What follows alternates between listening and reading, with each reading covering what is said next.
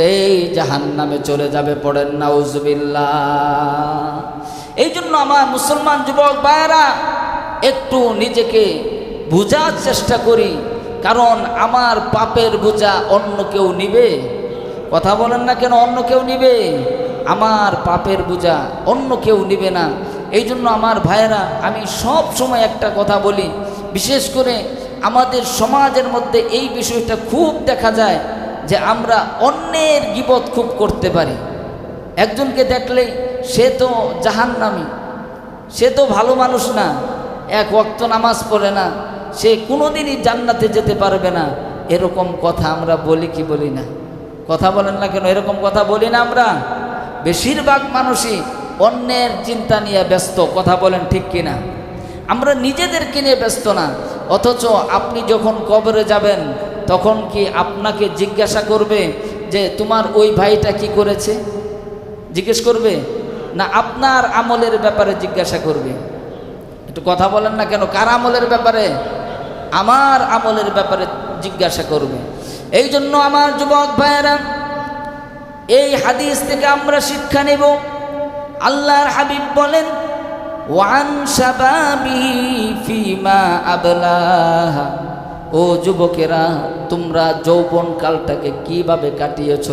তোমরা কি নারীর পিছনে কাটিয়েছ নাকি তুমি নামাজের মধ্যে কাটিয়েছ? এই জন্য যুবক ভাইদের জন্য আমার পরামর্শ হলো, এই সময়টা আল্লাহর কাছে খুবই গুরুত্বপূর্ণ, খুব মূল্যায়ন।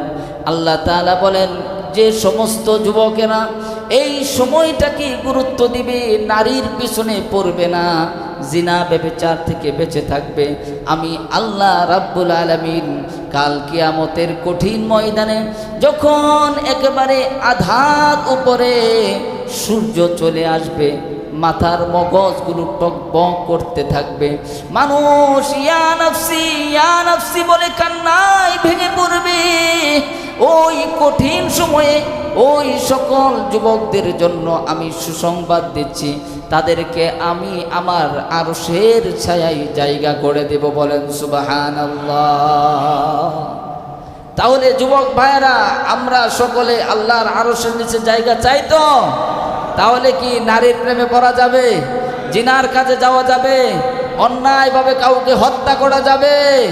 এই সকল কাজ থেকে ফাড়েক হয়ে বিশেষ করে আমার যুবক ভাইদেরকে বলছি, তোমরা নিজেকে নিয়ে আজকে একটু শুয়ে শুয়ে চিন্তা করো, আমার এই 20 বছর, 18 বছর, 25 বছর হায়াতের জিন্দেগিতে আমি কি ভালো কাজগুলো করতেছি না খারাপ কাজগুলো করতেছি?